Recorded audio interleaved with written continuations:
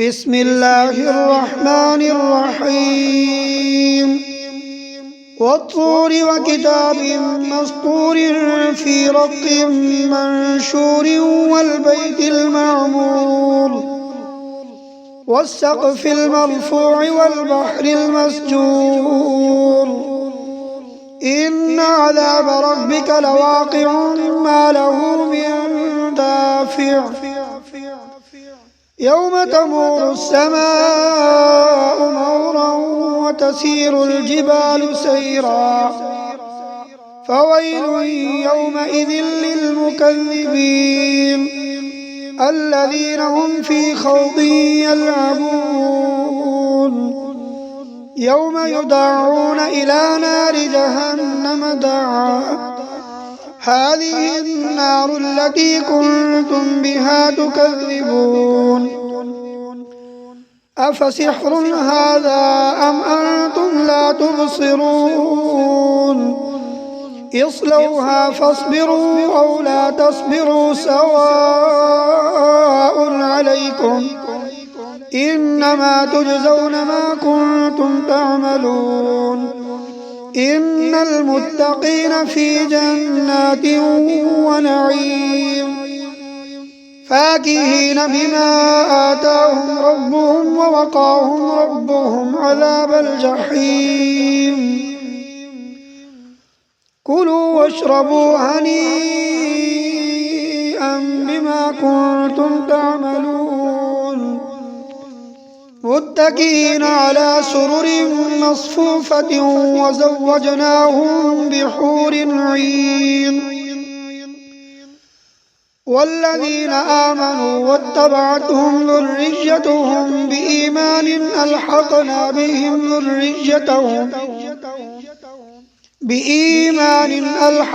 بهم ذريتهم وما ألتناهم من عملهم من شيء كل امرئ بما كسب رهين وأمددناهم بفاكهة ولحم مما يشتهون يتنازعون فيها كأسا لا لغو فيها ولا تأثيم ويطوف عليهم غلمان لهم كأنهم لؤلؤ مكنون وأقبل بعضهم على بعض يتساءلون قالوا إنا كنا قبل في أهلنا مشفقين فمن الله علينا ووقانا عذاب السموم إنا كنا من قبل ندعوه إنه هو البر الرحيم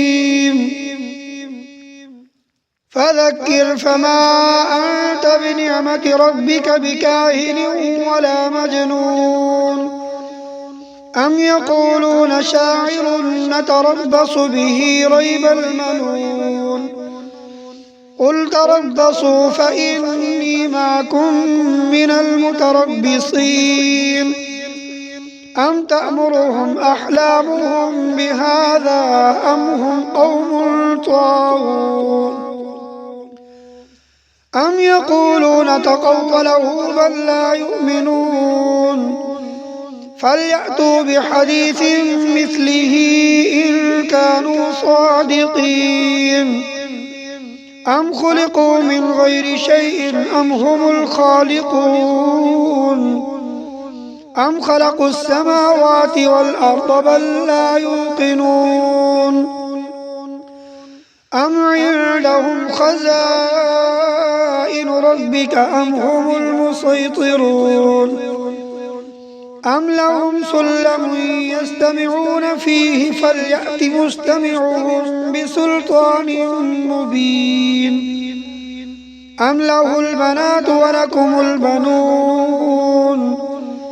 أم تسألهم أجرا فهم من مغرم مثقلون أم عندهم الغيب فهم يكتبون أم يريدون كيدا فالذين كفروا هم المكيدون أم لهم إله غير الله سبحان الله عما يشركون وإن يروا كسفا من السماء ساقطا يقولوا سحاب مركوم فذرهم حتى يلاقوا يومهم الذي فيه يصعقون يوم لا يغني عنهم كيدهم شيئا ولا هم ينصرون وإن للذين ظلموا عذابا دون ذلك ولكن أكثرهم لا يعلمون واصبر لحكم ربك فإنك بأعيننا وسبح بحمد ربك حين تقوم ومن الليل فسبحه وإدبار النجوم